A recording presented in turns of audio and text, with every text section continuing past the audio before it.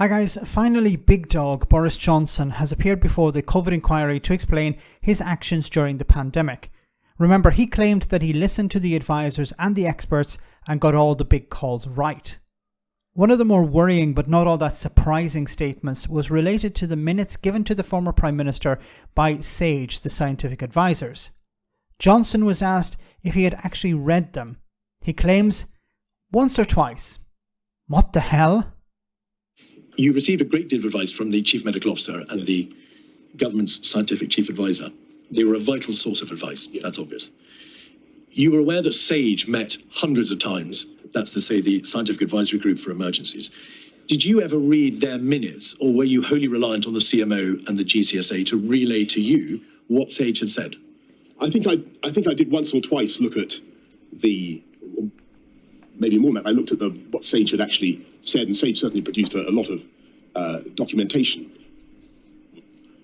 But I think that the CSA and the CMO did an outstanding job of leading SAGE and of distilling their views and conveying them.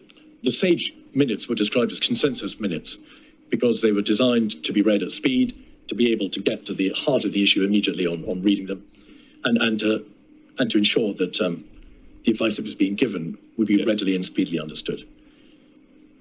Did you ever think of calling, as a general practice, for those minutes so that you could yourself read them?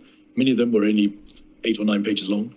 As I say, I think I did, from time to time, look at the consensus minutes. I think, in retrospect, it might have been valuable to try to hear the SAGE conversation unpasteurized itself. But I didn't. I was more than content with the very clear summaries that I was getting from the CSA and the CMO. There were hundreds of consensus minutes, but you read only, or were given only a fraction of them.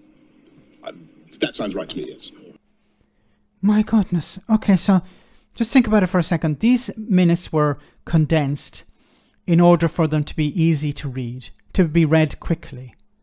And Boris Johnson claims that he read them once or twice, or maybe more. Does anyone actually believe that? I get the impression that he never read any of them. Now, just think about it for a moment. Dominic Raab, when he was the Brexit minister, or the Secretary of State for leaving the European Union, I don't remember the exact title, he was asked if he had read the Good Friday Agreement. And his response was, he has referred to it from time to time. He hasn't sat down and read it from cover to cover, but he has skimmed through it. He's used it for reference. This sounds exactly what Boris Johnson is saying. Boris Johnson, he hasn't read the SAGE minutes. He was too lazy. He didn't give a crap. Like, these MPs and this government, the government before, the one under Boris Johnson, didn't give a crap. They were not interested in actually dealing with the crisis. So does anyone honestly believe that Boris Johnson read the notes? Like, if he did, he would have said, yes, I read it on a daily basis, or I put time aside to make sure that I understood what was going on. I read the SAGE notes, or the SAGE minutes, in order to understand what we needed to do, and in order to put in place the right measures.